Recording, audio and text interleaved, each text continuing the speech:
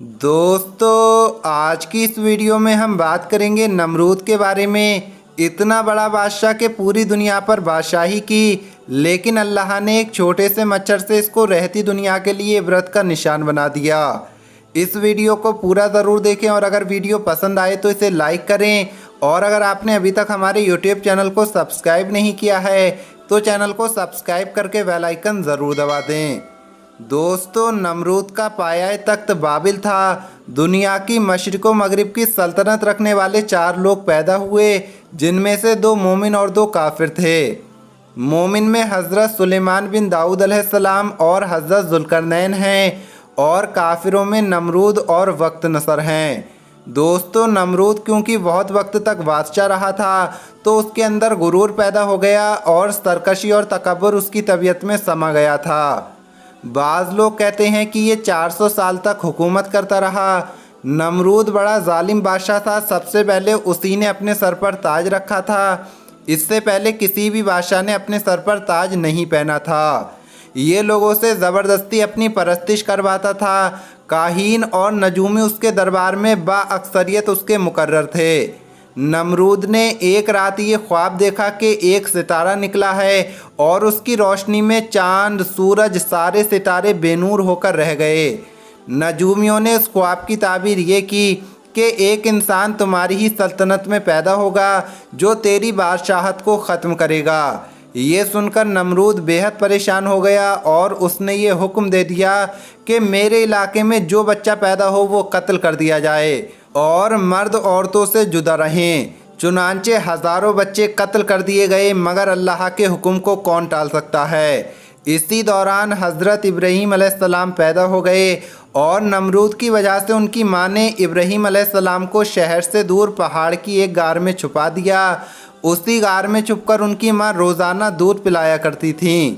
बाज़ कौल के मुताबिक 7 बरस की उम्र तक, और बाज़ ने तहरीर फरमाया है कि 17 बरस की उम्र तक आप उसी गार में परवरिश पाते रहे। नमरूद ने अपनी सल्तनत भर में ये कानून नाफिज कर दिया कि उसने खुराक की तमाम चीज़ों को अपनी तहवील में ले लिया। ये सिर्फ़ उन्हीं लोगों को खुराक का सामान दिया करता था जो लोग उसकी खुदाई को तस्लीम करते थे। एक मरतबा हज़रत इब्राहीम अलैहिस्सलाम उसके दरबार में गल्ला लेने के लिए तशरीफ़ ले गए तो इस खबीस ने कहा कि पहले तुम मुझे अपना खुदा तस्लीम करो, तभी मैं आपको गल्ला दूंगा। हज़रत इब्राहीम अलैहिस्सलाम ने भरे दरबार में अलल ऐलान फरमा दिया कि तू झूठा है और मैं सिर्फ़ एक खुदा की इबादत करता हूँ, जिसका कोई शरीक नहीं है। मैं अल्लाह की इबादत करता हूँ। ये सुनकर नमरूद आपे से बाहर हो गया और आपको दरबार से निकाल दिया और एक दाना भी नहीं दिया। इब्राहीम अलैहिस्सलाम और आपके चंद चाहने वाले जो मोमिन थे वो भूख की शिद्दत से परेशान हो गए। उस वक्त आप एक थैला लेकर एक टीले के पास तशरीफ़ ले गए और थैले में रेत भरकर लाए और अल्लाह से दुआ मांगी तो वो रेत आटा बन गई और आपने अपने चाहने वालों को खिला दिया और ख़ुद भी खाया। फिर नमरूद की दुश्मनी इस हद तक बढ़ गई कि उसने आपको आग में डलवा दिया, मगर वो आग आप पर गुलजार बन गई, फूल बन गई और आप सलामती के साथ उस आग से बाहर निकल आए और अलल ऐलान नमरूद को झूठा कहकर अल्लाह की तौहीद का चर्चा करने लगे। नमरूद ने आपके कलमाए हक़ से तंग आकर एक दिन आपको अपने दरबार में बुलाया और कहने लगा, ए इब्राहीम अलैहिस्सलाम, बताओ तुम्हारा रब कौन है जिसकी इबादत की तुम लोगों को दावत दे रहे हो। इब्राहीम अलैहिस्सलाम ने कहा, ए नमरूद, मेरा रब वही है जो लोगों को ज़िंदा करता है और मारता है। नमरूद बोला, ये तो मैं भी कर सकता हूँ। चुनांचे उसने 2 कैदियों को जेल खाने से दरबार में बुलाया। एक को मौत की सज़ा हो चुकी थी और दूसरा रिहा हो चुका था। तो जिसको मौत की सज़ा मिली थी नमरूद ने उसे छोड़ दिया, और जो बेकसूर था, जो रिहा होने वाला था, तो नमरूद ने उसे मार दिया और बोला, देख लो, जो मुर्दा था उसको मैंने ज़िंदा कर दिया और जो ज़िंदा था उसको मैंने मुर्दा कर दिया। हज़रत इब्राहीम अलैहिस्सलाम समझ गए नमरूद बिल्कुल ही कम अकल और निहायत ही घमंडी आदमी है, जो ज़िंदा और मारने का ये मतलब समझ बैठा। इसलिए आपने उसके सामने एक दूसरी बहुत ही रोशन दलील पेश फरमा दी। चुनांचे आपने इरशाद फरमाया कि ए नमरूद, मेरा रब वही है जो सूरज को मशरिक़ से निकालता है। अगर तू खुदा है तो सूरज को मगरिब से निकाल कर दिखा। हज़रत इब्राहीम अलैहिस्सलाम की ये दलील सुनकर नमरूद हैरान रह गया और कुछ भी ना बोल सका।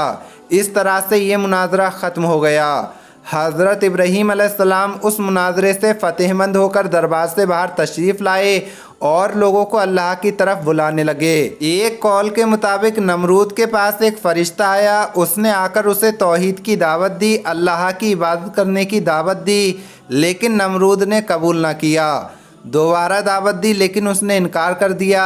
तीसरी मर्तबा अल्लाह की तरफ से बुलाया गया लेकिन फिर भी ये मुनकर नहीं माना। इब्राहीम अलैहिस्सलाम लोगों को अल्लाह की तरफ बुलाते रहे। नमरूद ने जंग का ऐलान कर दिया। नमरूद ने बड़ा भारी लश्कर तैयार किया और ज़बरदस्त फ़ौज लेकर मैदान में पहुंच गया। इधर अल्लाह पाक ने मच्छरों का एक दरवाज़ा खोल दिया। बड़े बड़े मच्छर इस कसरत से बाहर आए कि लोगों को सूरज भी नज़र नहीं आ रहा था। अल्लाह की ये फ़ौज नमरूदियों पर टूट पड़ी और थोड़ी ही देर में उनका खून तो क्या, उनका गोश्त तक खा गए और सारे के सारे यूं ही हलाक और बर्बाद हो गए। हड्डियों का ढांचा बाकी रह गया। उन्हीं मच्छरों में से एक नमरूद के नथने में घुस गया और उसका दिमाग चाटता रहा। ऐसे अजाब में वो रहा कि उससे मौत हज़ारों दर्जे बेहतर थी। वो अपनी मौत की दुआएं मांगता था, अपना सर दीवारों और पत्थरों पर मारता फिरता था, हथौड़ों से खुजलवाता था और अपने सर पर जूती मरवाता था ताकि कुछ देर उसको चैन आ जाए, लेकिन उसे चैन नहीं मिलता था। ऐसी ही उस बदनसीब ने हलाकत पाई और ऐसी ही इबरतनाक मौत उसे मिली। आखिर में हम अल्लाह रब्बुल इज़्ज़त से दुआ करते हैं कि अल्लाह पाक हमें और आपको नेक अमल करने और बुराई से बचने और बचाने की तौफीक अता फ़रमाए। आमीन अल्लाहुम्मा आमीन।